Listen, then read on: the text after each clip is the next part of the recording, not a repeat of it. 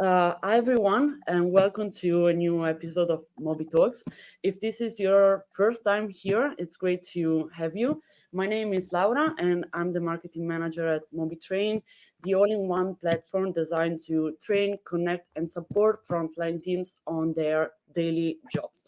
As you can hear, our main focus is on frontline teams. So that's also the reason why almost 3 years ago we created MobieTalks. MobieTalks is like an opportunity to talk with brands experts about onboarding, talent attraction, employee training, all those topics that are affected results and frontline teams. But this time the topic will be a bit different. So we're going to talk about what luxury brands are overlooking in guest experience. Because if you think of hospitality, it's not only the incredible view that you have, the rooms or the service, it's about the people. Those people that are making you feel welcome and special at the same time. So today we're going to explore let's say what it really takes to deliver a five-star experience that guests will remember, and of course that will get them back to your hotel. I'll now take over to our incredible guest. Today we're here with Stephan Stokkermans, Managing Director at Grand Hotel Amsterdam. Ciao Stefan, and thank you for being here with us. You're welcome. It's an honor. And especially with such an introduction. Thank you. And we have also Guy van Neck, CEO and founder of MobieTrain. Ciao Guy. Thank you, Laura. So I'm about to share a short presentation so we can jump into the daily topic. It's important to mention that it's not only me, Stefan, and Guy, but we also have Julia. Julia is our marketing specialist, and she will take care of the chat. So please don't be shy. Share your question, your experience, and we will show them on stage. Ciao, Exactly. Julia. Ciao. Exactly. So use the chat if you have any comment, any question for the key speakers as well. So feel free. I will also use some prompt in the chat, but yeah, use it as you wish. Okay, so if you don't have question, let me share my screen so we can start with the presentation. Okay, can you see the screen? Because I see the cannot screen, yes. see you anymore. So I need your help on this. Yes, but you just need to still presentation modus. Yes. Yeah, perfect. Okay, perfect. So, as I was saying before, this is the main topic that we're going to discuss today. And we already introduced our incredible guest. And we're going to start with one very important question. So, what makes a hotel stay truly memorable? Guy, Stefan, do you want to answer this question? Yeah, I think Stefan is best placed to start. And as we said, today is the idea to just go in a conversation. We have some questions prepared, and then I hope we get also questions from people listening in. But Stefan, maybe let's start with this. What is for you really important to get a truly memorable stay? Well, I guess at the end, it's all about exceeded expectations. And that's a nice thing. Yes, we're working on a luxury segment of the market. But I guess in general, hospitality is all about creating memories. And how you create memories is that something special happened, both your personal life or both how you call it when you enter to a hospitality to a hotel and you were expecting something, and while you were there, things happening that exceeded your expectations. And if you're able to do that, and where we are, that comes mostly with what our staff is doing with our guests, then I guess you have a truly memorable experience. Mm-hmm. And when we look at ratings, etc., then we still see it's everybody knows it and it's important and to give those memories, but still it's often very difficult to get there and to do that in a consistent way. What's your take on it? What is then the secret for Hotel Amsterdam to make sure that you can do that day in, day out? Well, I guess if you break down, let's say, the formula and the magic of hospitality, you can roughly put it into it's the facilities, and that's very easy depending on the luxury segment you are. It can be how you call it, very extended bathrooms, golden cranes, showers with rain showers, etc., etc. That's all facilities that just has to work, has to be shiny, etc., etc. And yes, if you are used to live or make use of a bathroom of, let's say, 15 square meters, and then you're in a hotel and your bathroom is, let's say, 60 square meters with double bath and all the kind of thing, that really, of course, makes a memorable stay. But I guess what really makes a difference, and that's part two of the formula and the magic, that's the service you're getting. And there, that fundament, that's of course also your most vulnerable, but depending on the many staff members you have, they all have their own responsibility on making that memory for the guest. And not only with the direct contact they're having, but also the back of the house staff has to be aware how they influence the stay of the guests by what they're doing, and when they spontaneously interact and become part of the direct guest contact, how to react as well. So if you manage those two formulas well, I guess then you create a fundament, and there lies a lot of vulnerability in that formula. Yeah, I think that, yeah, and also interesting. Go Go ahead, ahead. Laura. No, I was about to say that what you were saying is very important, and sometimes we're going to also share some data. So I think that this data might be important as well. We know that 53% of hotel clients who had a bad experience, of course, they're not going back to the hotel as well. So that's why it's really important to make sure that those people will be ready to create a guest experience. So I wanted to say that. Guy, go ahead. Yeah, no, what I liked about what you said, Stefan, it's about all employees, because we often think about certain employees that, for example, are at the reception desk, but to create those memories, it's going from back of the house to people that are in the front line, etc. Now, we saw another stat, which I also shared at the EMA conference a while ago, where we saw that around 68% of people that work in hospitality, employees, feel actually undervalued. How do you look at that? Is it something that sounds familiar, and what do you think is causing that? Because we could say that if you don't have happy employees or engaged employees, it will be very difficult to let them shine and to make also happy customers. Yes, that's one of the challenges we have in hospitality, of course. And the thing is, I guess when you look to how society has developed, in the past, hospitality was much more about, how you call it, obeying orders. And obeying orders, that's not meant to be for everyone. I think at the end, you want to have interaction based on respect with each other. And I think with that, we created a bad name. It's very, very interesting that hospitality has been around for not only decades, and centuries. It's more than 2025 years old already. And how you call it? A lot of books who have been written are writing for people traveling from A to B and spending nights, etc., etc. So one way or the other, it's weird that you are an industry which is so old and doesn't have the credits and the value at how you call it, at the employee level.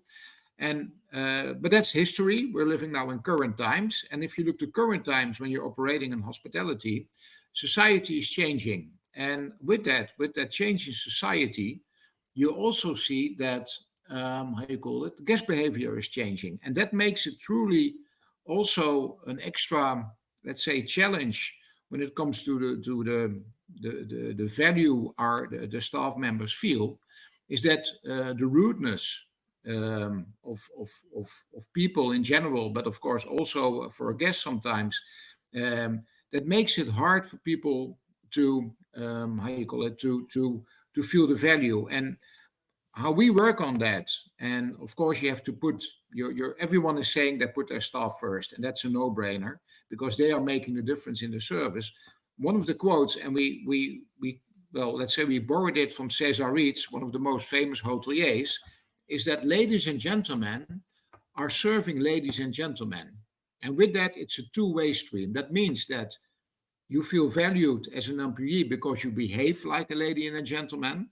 And that sometimes is also already a challenge for a lot of people, but you serve ladies and gentlemen as well. And that means that you have a two-way stream. And I guess if you have that two-way stream between a guest and a staff member, then you get the real value. And then you also get the joy of doing a great performance. Because at the end, I think that not many people, and fortunately they're getting much more nowadays, see the importance of well-being of a person and how nice it is working in hospitality, both back of the house, front of the house, that you are part of creating a well-being for the guest. So I think we're now coming into an era where the valuation and the word of being a hospitality employee is growing, is getting better. And the good thing is we have the tools nowadays as well, also on an independent level, to train and help our staff to get that valuation. Long answer, but I hope you get it. No. Very, very interesting. And I think what I've seen from my experience in the past, what came from mystery shopping and audit sites, then for young people, and I think you have also a lot of staff that comes and go in seasons and peak seasons, etc. Then the young people need to understand very quickly what kind of service is expected and how they need to behave as a gentleman or a lady.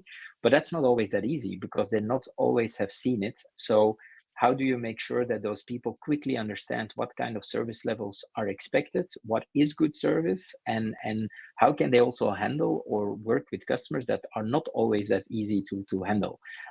Maybe on that piece, Stephan, could you elaborate a little bit how you tackle it at Hotel Duin? How do you make that possible to make sure those people have that necessary training and have the necessary skills to work in that new landscape? Yeah, then I go back to let's say the two-way formula for facilities and guests and service. So facilities very easy that say how things work. Service, however, depends on the way they feel, the way they interact, and of course we train them with all kind of standards, but you still have to do it. And I guess the best performance, whether now it's in hospitality or it's in sport, the best performance is done when you have trust.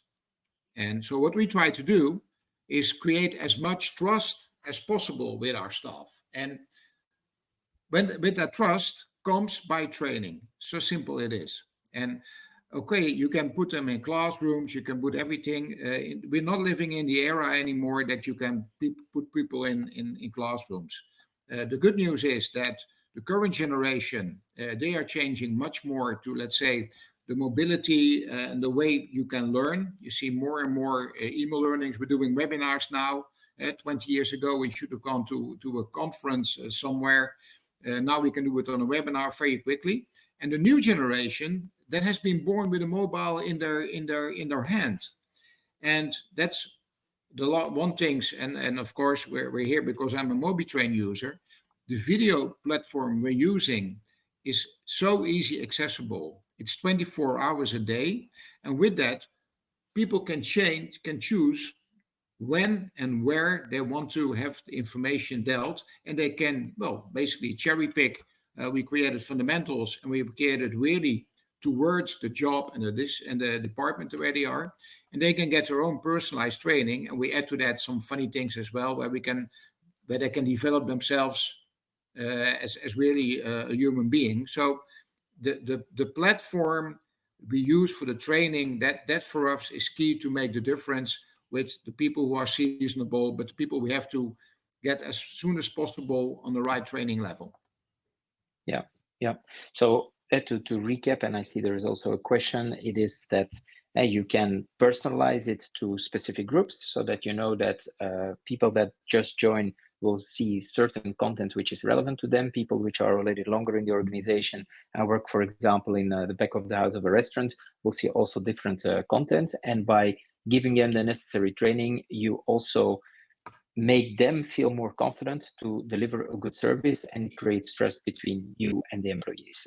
In a nutshell, I think it's a little bit as a recap. I saw one of the questions that Mark was asking is, how do you make sure your team will use the platform, and how do you motivate them? Maybe that's something, Stefan, where you can also zoom in on, because I think it is a relevant one. Because often people say, that's nice, so then you have the content and you have a platform and we understand the logic, but do your people really do it? And what is the magic key there to make them do it? Yeah, well, of course, it's not that we only mobile. We're still people's business. We're still in a live environment. And what we do is we created on our entire onboarding process. By the time people sign the contract, Michael, we sent them all the things, including already the app, the web app, like this is your download for our platform we're using to get you up to standard. And so that's the first thing. So we really at the first part of their onboarding, we show them what we have and how they can use it. So before even the first day they come to the work day, they can start experiment and see how things works and get adjusted to it. Then on the welcoming day, that's when we put all the staff members together, nevertheless the position, nevertheless the department. We use it as a group exercise how MobieTrain is working. So with that, we more or less know that everyone has done it live as well. People can give feedback. And then, of course, we have divided them in a general training and really department training.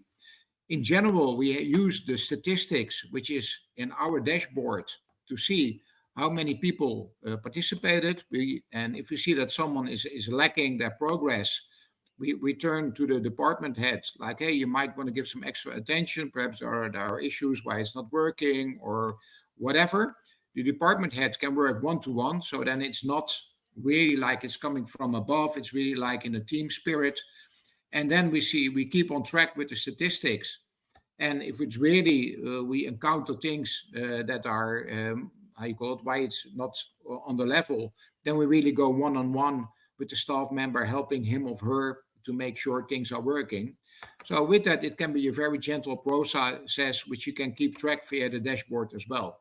And with that, we have a very high score on all the things. And we also have plenary sessions with the entire staff about 3-4 times a year. And most of the times we do an introduction of the MobieTrain there, and then everyone can go live to see the newest things. So we really implemented in our communication structure, both onboarding, but also in the process, going to evaluations, etc., etc. Yeah, no, it sounds great, and I think that's important that it's becoming a part of also a learning culture, and that people see that's important. And another thing that I hear, what I also see more and more with most customers, is sometimes people think it's training, so it should be an HR responsibility, and HR needs to drive this, and that's the only thing.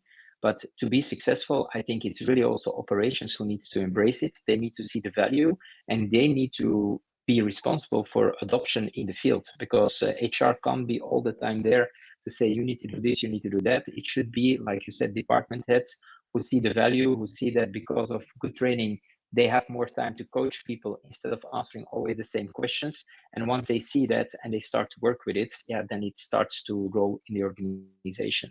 And maybe one extra comment I can give from other clients that I see, it takes time. I mean, often people expect that from day one it flies and everybody is always 100% on it. I've seen a client who it took 3 years, but after the 3 years now, each time when they launch a new course, within, let's say, 2 to 3 weeks, everybody has done it without any push. So no push from above to say you need to do it. No, they work now with learning ambassadors. It's really in the organization. People come to higher management to say, we believe we can have a course on this because it will help us in our operations.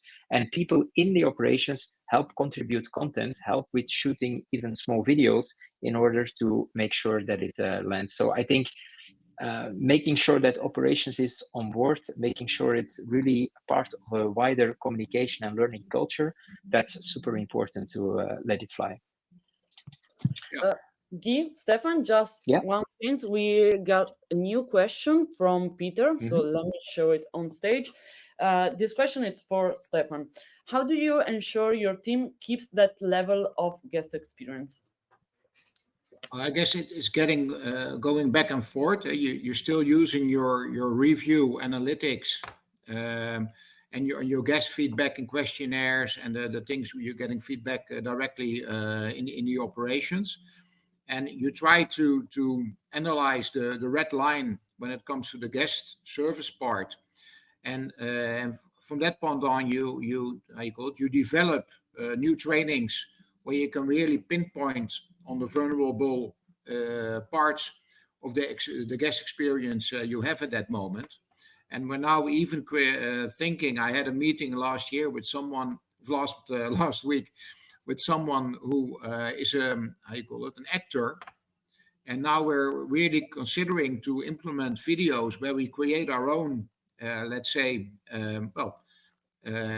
role plays and copy more or less the vulnerable things and do it like, okay, this is not what we want and this is what we want. And that's, I guess, what we love.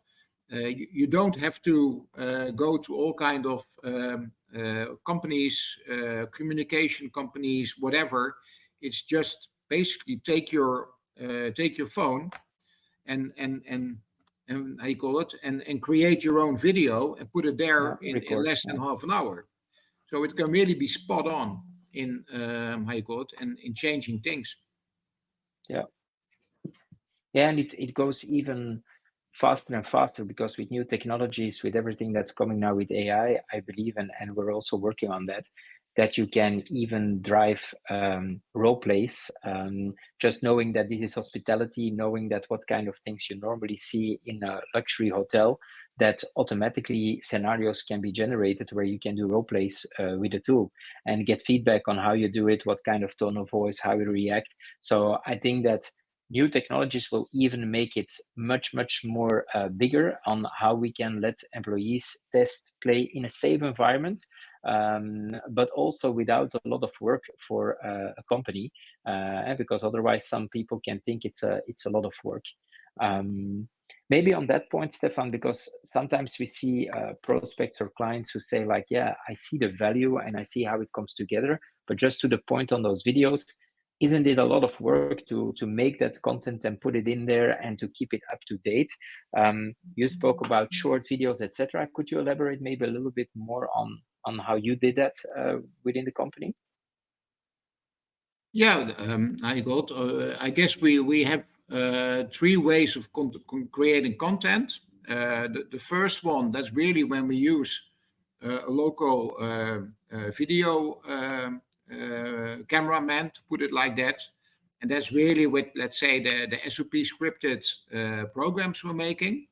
And secondly, that's what we call the iPhone, or the phone trick. You can do it Samsung as well, of course.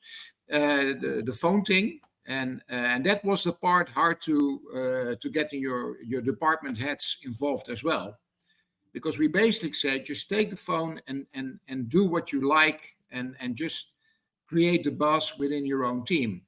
Well, they had some cold water fear of that, but they've done it now. We've seen the most hilarious, spontaneous content created by the staff members themselves. And the third one, and that's also an easy content creation, is use your suppliers. And we were serving the Heineken beer. And if you see how much Heineken has on promotion material about their product, so whenever they introduce a new kind of special brewery beer, we just post that supplier content as well. And that makes it interesting for everyone working in the hotel, because then like, okay, you would expect that you do the Heineken only for the people who work in the restaurants or in the bars. But we several things like with the Heineken or other suppliers, we put them for everyone available, so that also someone from the accounting department can see that very funny video from the supplier. And so you have a lot of entry levels where you can create your content. Yeah, no, super nice to hear. And then another thing which I think is often overlooked is that it's less is more. So it's not starting with tons of content and overwhelming those employees with content that comes from everywhere. It's building it up from my experience. So you need to start, of course, with some good content to hook them.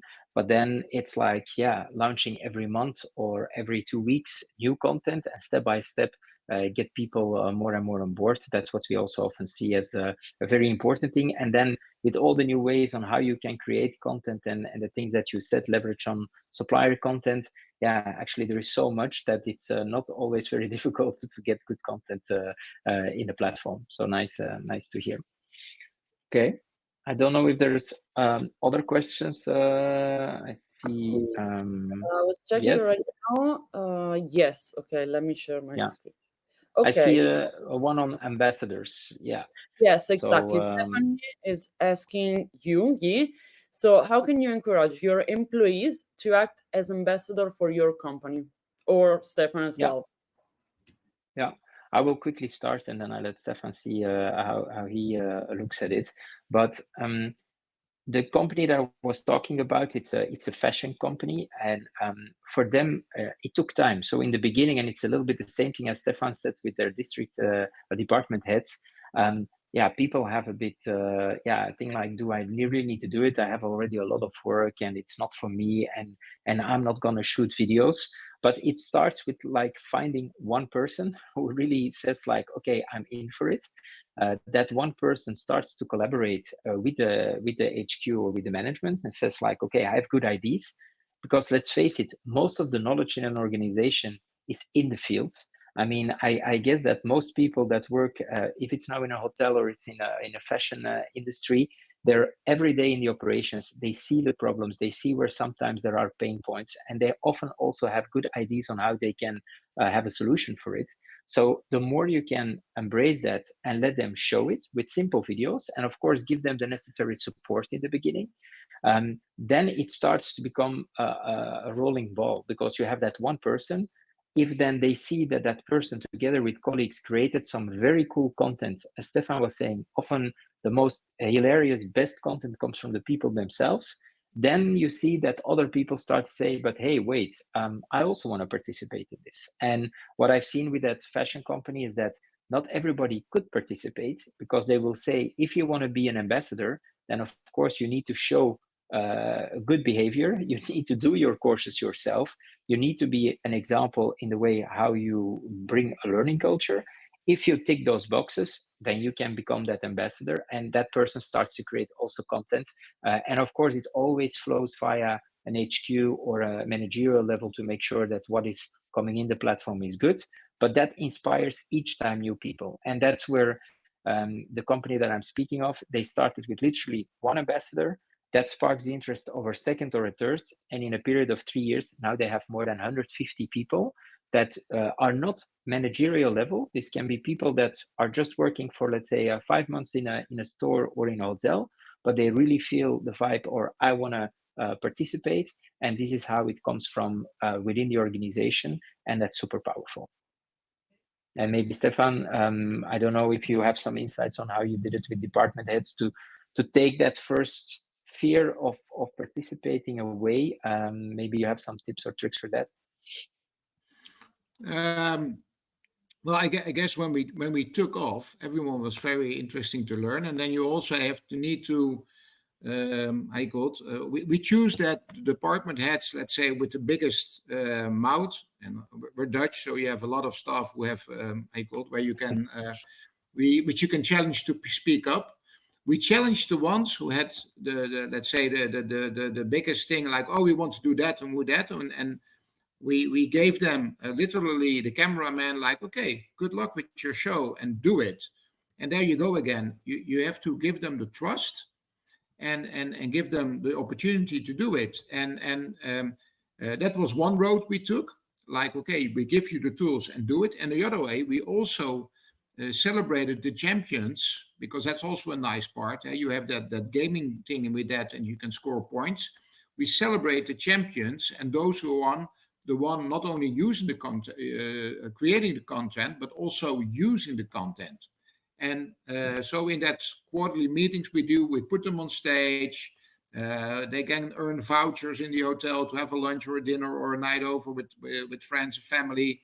And that's both ways we really try to create that they are ambassadors. And the nice thing is, I even had a friend of mine within our Rotary club, that he came to me and he said, wow, I didn't expect that from your hotel. And I'm really like, okay, I'm sorry.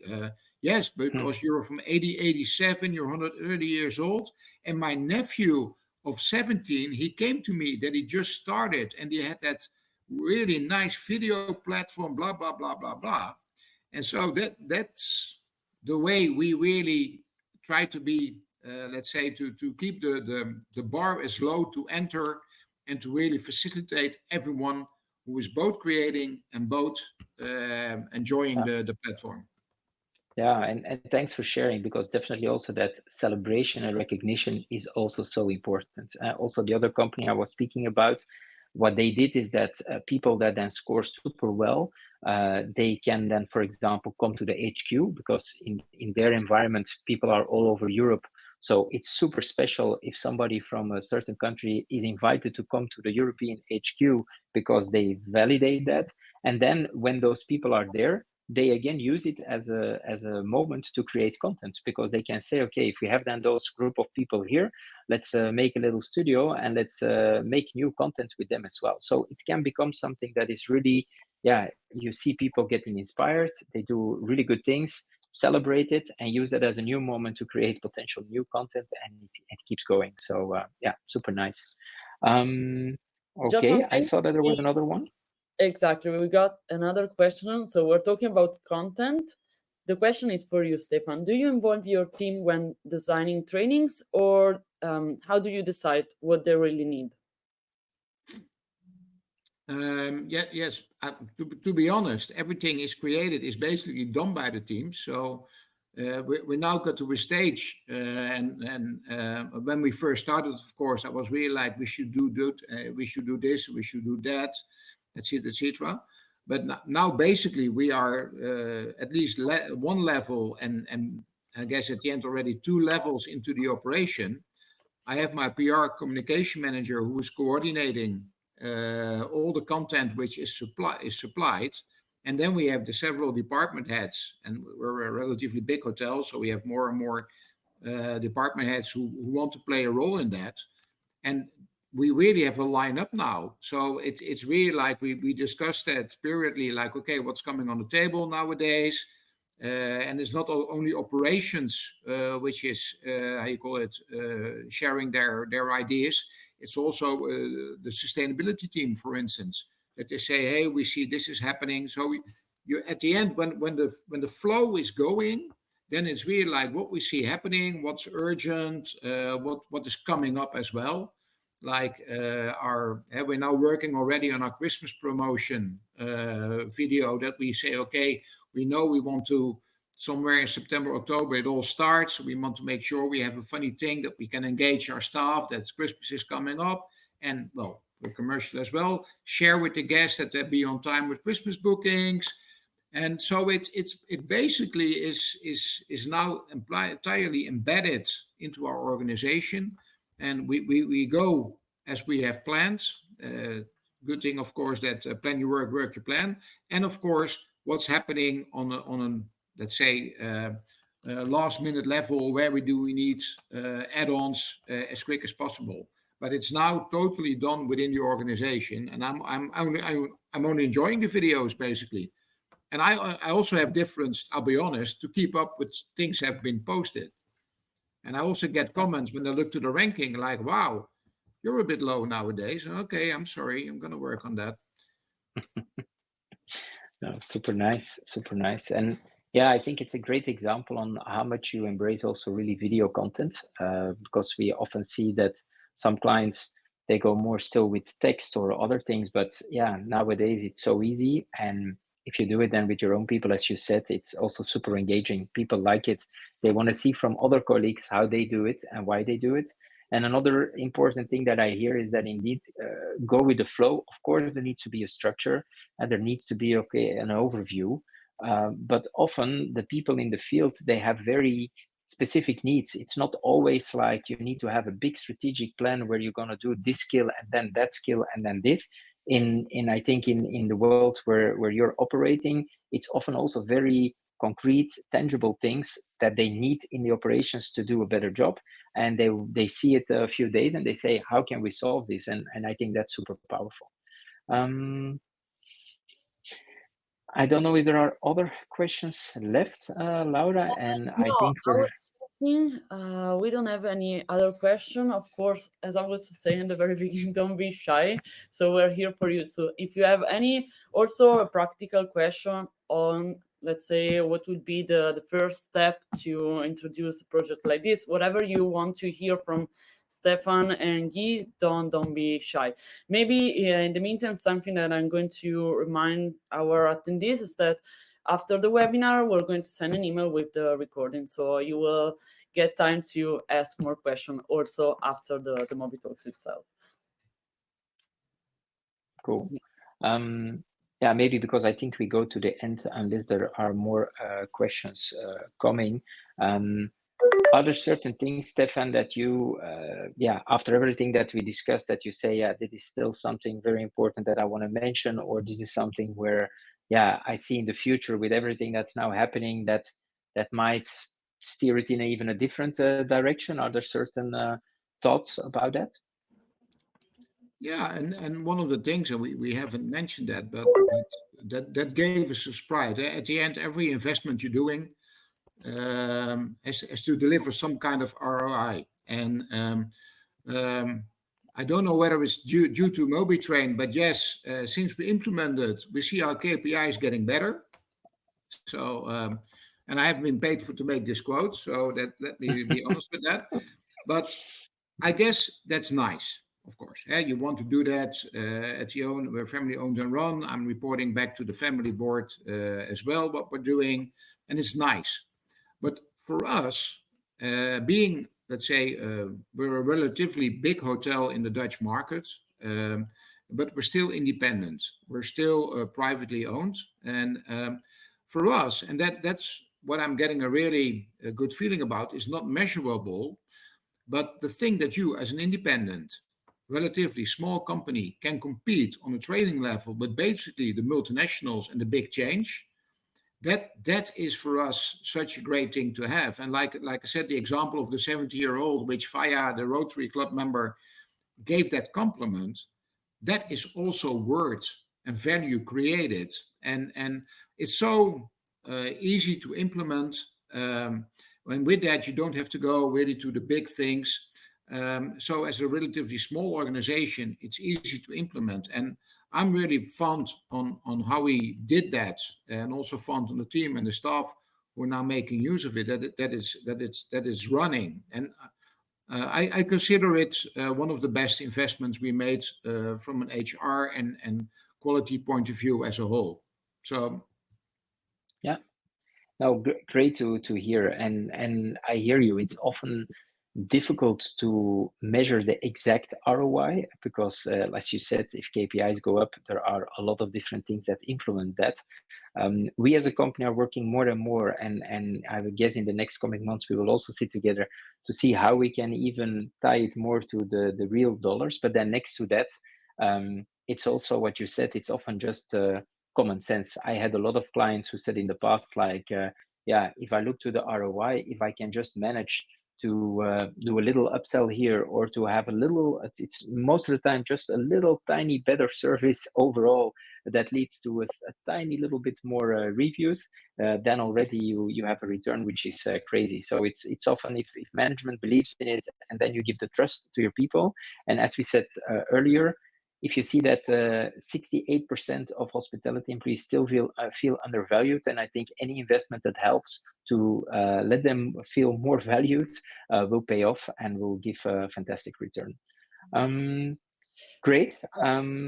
We have one Laura? question because Okay, usually cool. before the MobieTalks, we're always sending out email, and in those email, we're also asking people to ask question if they have question, maybe if they cannot join. So Julia was sharing one that we received, and it's more like a training project. So let me show it on stage. The question is for you, Stephan. So what would you have done differently in the process of introducing digital training? If there is something that you would have done differently, better, or what would you suggest people?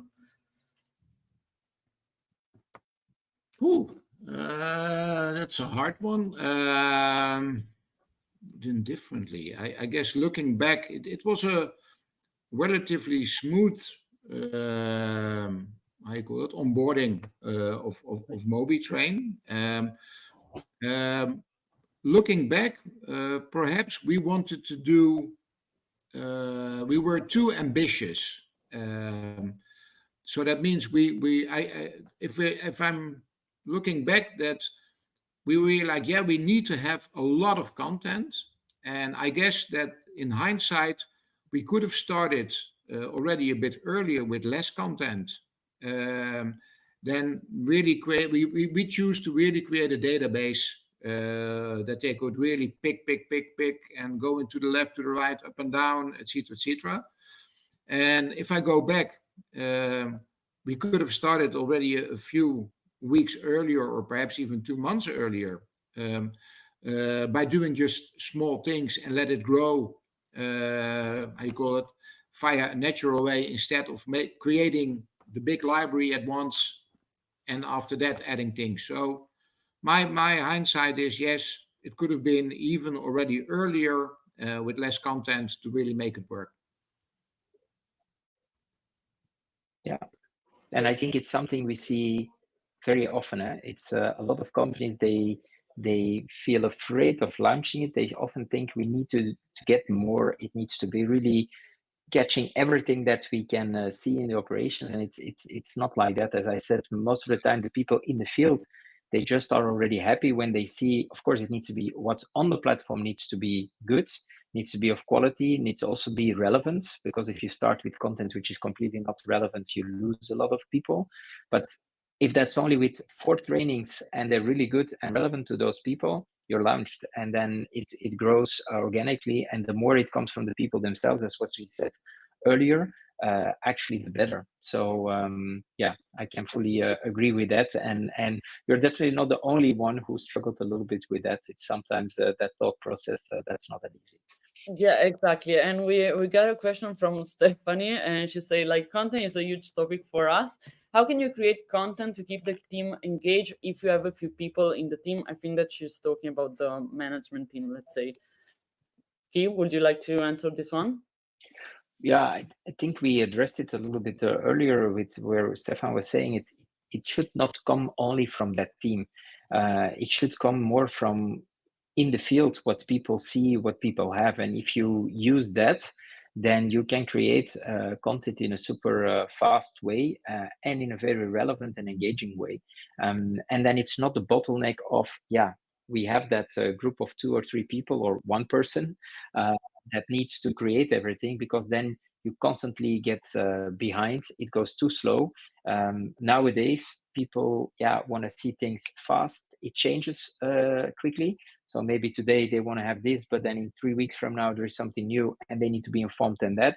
And you need to be able to get that content across within a week, let's say. And that's not possible if you want to do it too big with a big course and with a lot of different stakeholders that need to give feedback. No, you need to trust people, that the right people can create that content. You look at it and you launch it, and then you get feedback from the team. Because also in the tool, everything that we launch, people can give feedback on it. Yeah, if you see that you launch something where people say this is not good, then of course you can still say like, oh, here we made a mistake. But I see in most cases, if you trust your people and you have a bit of a process where you look on what was created, that's in 99% of the cases, the content that goes out is valued and is definitely good enough. Okay. We have just another one question, so then we can close the webinar. This is one of the questions that we collect. So how do you make sure digital training doesn't feel like extra work to your team?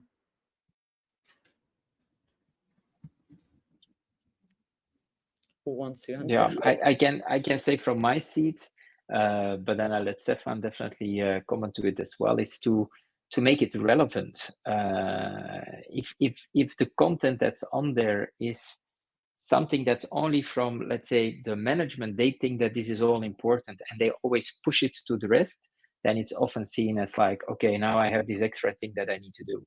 But as what we said earlier, that if you, from within your organization, people tell you, we struggle with this, and you let them create also interesting content to help them with that problem, yeah, then why would they see it as extra work? No, they will be thankful. They will say like, oh, thank you that you listen to us, that you create things to help us in our job, to be more confident in our job.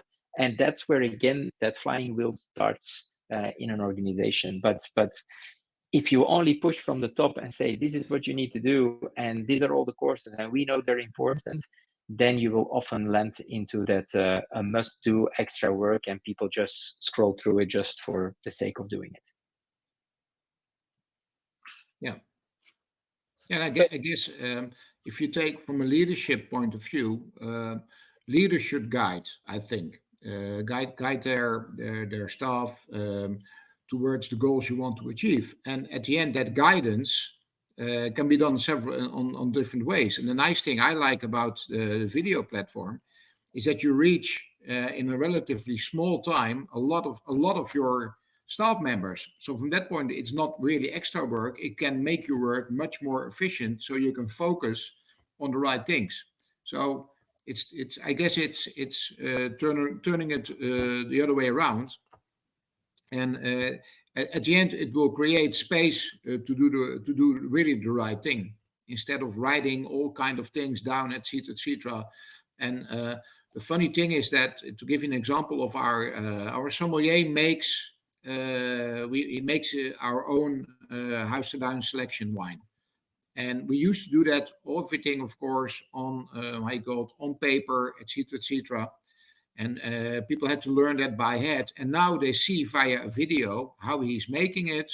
And because you see it, and you more or less, and of course afterwards they can try by saying, okay, it's that much amount of Chardonnay, it's much this, and why that's, and by seeing it and hearing it, it catches the people much quicker than they have to study all things from written or computer SOPs. So it's the new way of learning. So it's definitely not extra work, but it's a mindset where you are stick into as a leader or not. Great. Okay, so we don't have any more questions. So I would say that we can close this new episode of MobieTalks. Thank you, everyone, for being here with us. And thank you, Stephan, for sharing your experience with us. Thank you, Guy, for your experience as well. Tomorrow at the latest, we will send you the recordings and, let's say, more info on this topic. So, of course, feel free to ask for more questions or info. Thank you so much. Have a great day and see you soon. Okay. Ciao. Thank you very much.